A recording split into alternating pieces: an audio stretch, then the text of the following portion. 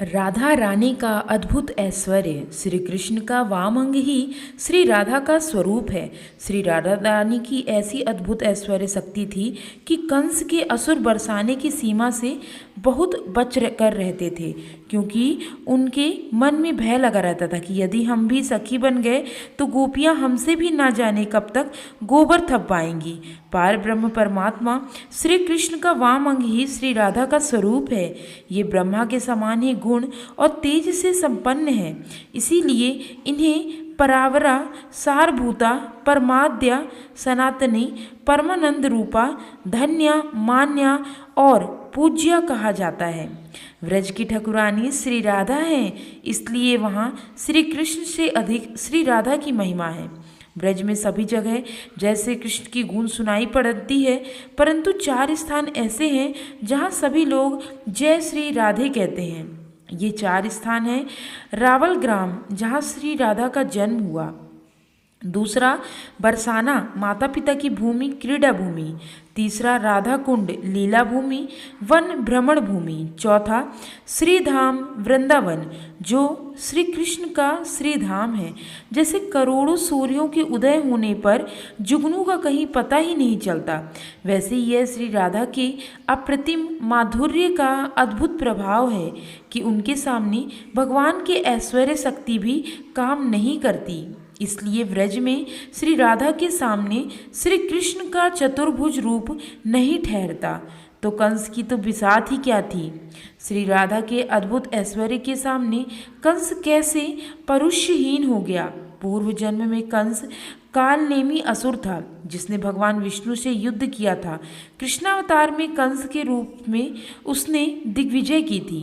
कंस ने सारे संसार के असुरों को तिनकी की तरह तोड़कर उनका कचूमर निकालकर अपनी सेवा में नियुक्त कर लिया था। लेकिन व्रज की लाडली किशोरी श्री राधिका दृष्टिपात मात्र से ही उस कंस का समस्त बल, पौरुष्य और तेज पराभव को प्राप्त हो गया। इससे संबंधित एक बहुत सुंदर प्रसंग रसीली ब्रज यात्रा नामक ग्रंथ में दिया गया है। ब्रजवासियों के अनुसार श्री राधा के अद्भुत माधुर्य और ऐश्वर्य के कारण कंस का आतंक कभी भी वृषभानुपुर तक नहीं पहुंच सका।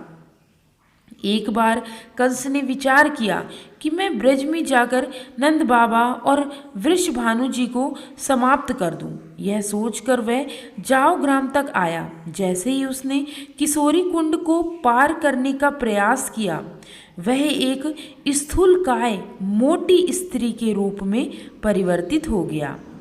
पास ही श्री राधा और ललिता आदि सखियां कुंड में क्रीड़ा कर रही थीं। उन्होंने एक अजनबी मोटी स्त्री को देखा तो ललिता सखी ने उससे पूछा, अरे मुटल्ली, कहाँ से आई है?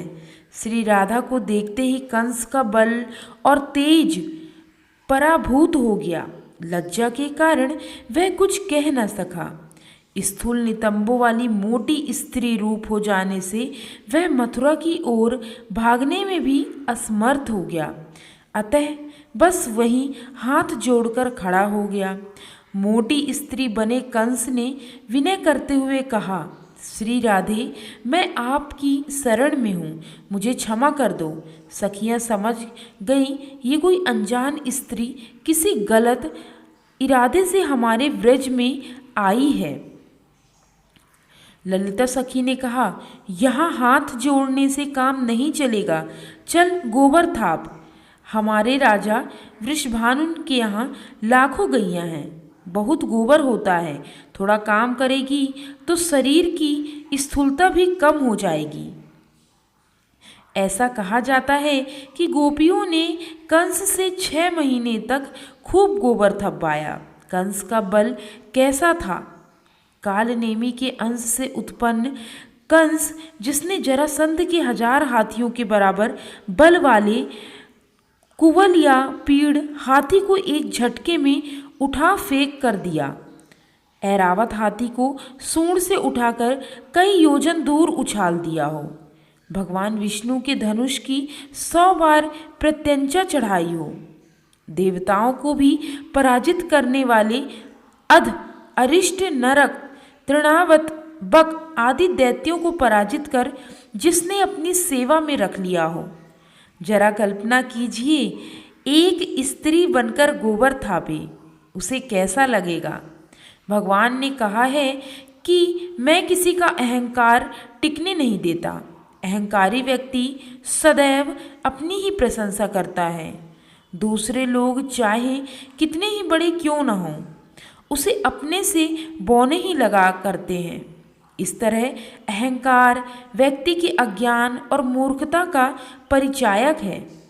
कंस का अहंकार मिट्टी में मिल गया। उसे समझ आ गया कि ब्रज की ठकुरानी और अधीश्वरी तो श्री राधा ही हैं। यहाँ मेरी कोई दाल नहीं गलेगी। अतः एक दिन कंस ने गिड़गिड़ाते हुए राधा से कहा, स्वामिनी जी, अब तो मुझ पर दया करो। श्री राधा की आज्ञा से ललिता सखी ने कहा, जा सर किशोरी कुंड में स्नान करके पार चली जा और फिर कभी भूल करके भी इधर मत आना। जैसे ही कंस ने सरोवर में स्नान किया, वह पुनः पुरुष रूप को प्राप्त हो गया और फिर वह वहाँ से ऐसा 9-11 हुआ कि कभी मुड़कर बरसाने की ओर नहीं देखा। श्री राधे की ऐसी अद्भुत ऐश्वर्य शक्ति थी कि कंस के असुर बरसाने की सीमा से बहुत बचकर रहते थे, क्योंकि उनके मन में भय लगा रहता था कि यदि हम भी सखी बन गए तो गोपियां हमसे भी ना जाने कब तक गोबर थप पाएंगी। ऐसा था श्री किशोरी जी का ऐश्वर्य। भगवान श्री कृष्ण ने स्वयं श्री राधा को उनकी महिमा बताते हुए कहा है, जैसे दूध में ध्वलता, अग्नि में दाहिका शक्ति और पृथ्वी में गंध होती है, उसी प्रकार श्री राधा में मैं नित्य व्याप्त हूँ। जैसे कुम्हार मिट्टी के बिना घड़ा नहीं बना सकता तथा सुनार सोने के बिना आभूषण तैयार नहीं कर सकता, उसी प्रकार मैं तुम्हारे बिना सृष्टि रचना में समर्थ नहीं हो सकता। तुम सृष्टि की आधारभूता हो और मैं बीज रूपी हूँ। जब मैं तुमसे अलग रहता हूँ तब लोग मुझे कृष्ण काला कलूटा कहते हैं, और जब तुम साथ हो जाती हो तो वही लोग मुझे श्री कृष्ण शोभाशाली कृष्ण कहते हैं। राधा के बिना मैं क्रियाहीन व शक्तिहीन रहता हूँ, पर राधा का संग मिलते ही वह मुझे परम चंचल व लीलापरायण और परम शक्तिशाली बना देती हैं। श्री राधा तुम ही श्री हो, तुम ही संपत्ति हो और तुम ही आधार स्वरूपिणी हो। मेरा अंग और अंश ही तुम्हारा स्वरूप है। तुम मूल प्रकृति ईश्वरी हो। शक्ति, बुद्धि और ज्ञान में तुम मेरे ही तुल्य हो। जय श्री राधा कृष्ण। दोस्तों, मेरे द्वारा बताई गई राधा रानी की ये अद्भुत ऐश्वर्य की कथा यदि आपको पसंद आई हो तो मेरे YouTube चैनल उमंग ज़िंदगी को लाइक, शेयर और सब्सक्राइब जरूर करें। Thanks for watching.